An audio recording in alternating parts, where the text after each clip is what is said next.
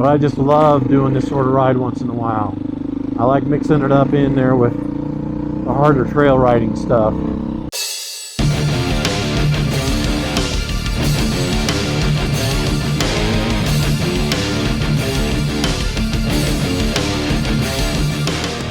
Well, hi guys, Lance here from the Rocky Mountain Life channel.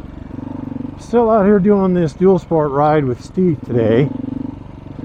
Making a separate video out of it. That's to keep my ride videos from being too long. So you guys don't have to sit through a 20-minute video, which I know most people don't do.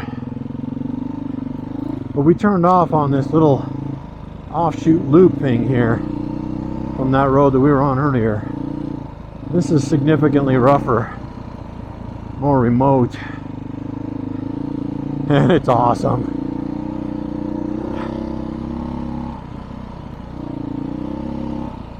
And you can tell by the grass and stuff in the middle of the road that, and the little aspen trees popping up there on the roadway, that are not as much traffic out here as other places, so that's cool. We've already been through a section that you would need a lifted Jeep for.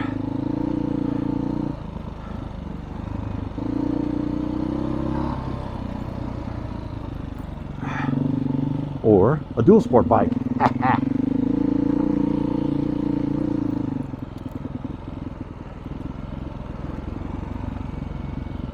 think there's water down there to my left. Got some in the road here a little bit.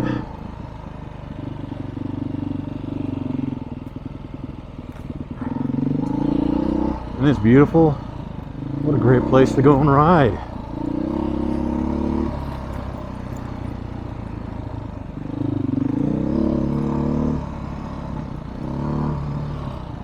Wow, this looks like somebody's deer camp.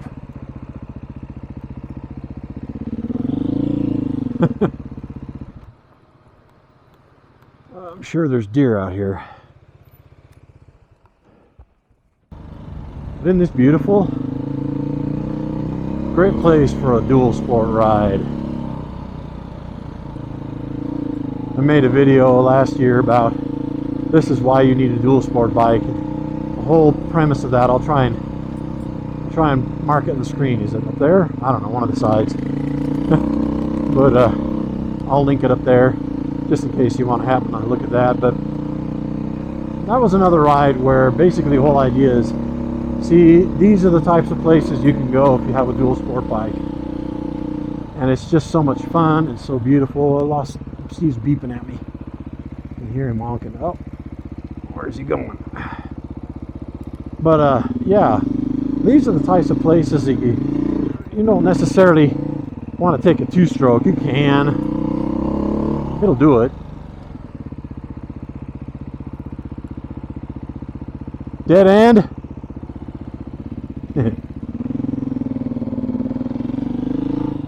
But a plated road legal bike for a lot of these places is required to ride in here. And that's kind of what I mean when I say this is why you need a Dualsport bike. It's the combination of beautiful scenery, nice, relaxing, enjoyable riding, mixed with the fact that you need a license plate. Now here in Colorado, you can put license plates on your two-strokes. It needs a headlight, tail light, of course brake light, and a horn, which I have. I don't ever honk it. Do I? Where is it?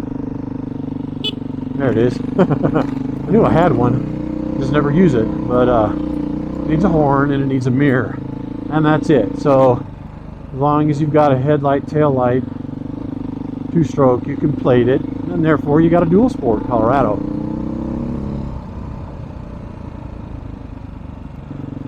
But I just love doing this sort of ride once in a while.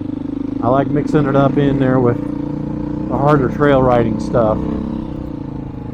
So the long-term goal for me is to get a two-stroke or possibly even an electric bike, like that Arctic Leopard that Aaron has, with that big honking battery that does 60 miles on trails. Yes, don't argue with me about it. I can show you a video where the guys from Charged Cycle Works took it to Moab. Got jets overhead. Military's flying over. But they took it out and rode single track and two track and desert and all kinds of stuff around Moab. And they got 60 miles out of that Arctic Leopard. So a lot of people, every time we say that, Aaron and I on our videos about that Arctic Leopard's range, people say that's not possible, can't do that unless you're doing 10 miles an hour. It's not true with the Arctic Leopard. It might be true with most of the other ones, like the Surons and some of the other ones. It's the smaller batteries, but the capacity of that Arctic Leopard is actually more, a little bit more, than the Stark Varg. Now, it's not set up to put out 80 horsepower like you can squeeze out of that Stark Varg, but why would you want 80 horsepower on a dirt bike anyway? Especially a trail bike. So it may not put out quite as much power. I think the Arctic Leopard battery is rated for 52 horsepower, which is like a 450. That's about what my bike does. 52 horsepower according to the dyno runs I watched a couple years ago when I was researching it. So it puts out more than enough power, that Arctic Leopard. But the advantage is the way it's set up, and the storage capacity is a little bit greater than the Stark Varg battery, so you get more range out of it. That's the part I like about it. So that's my long-term goal, is to get either a two-stroke, 300 two-stroke, or possibly an electric bike.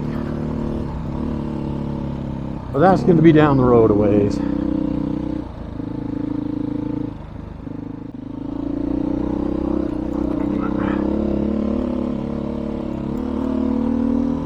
Oh, what a beautiful place.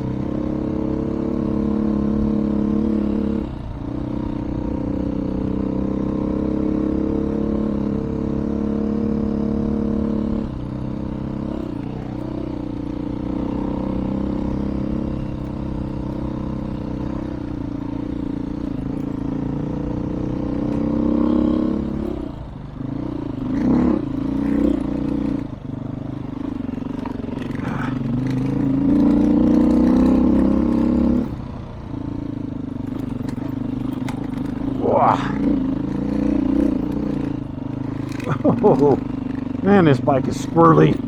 These tires. I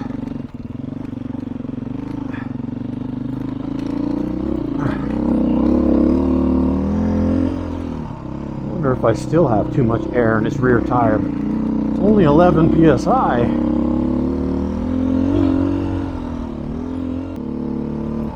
So anyways, guys, hope you enjoyed this little Dualsport ride today.